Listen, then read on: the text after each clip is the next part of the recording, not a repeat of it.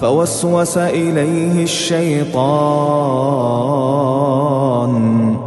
قال يا آدم هل أدلك على شجرة الخلد وملك لا يبلى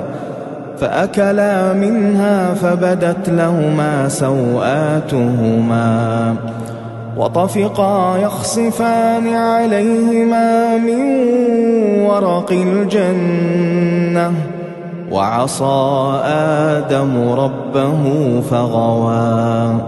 ثم اجتباه ربه فتاب عليه وهدى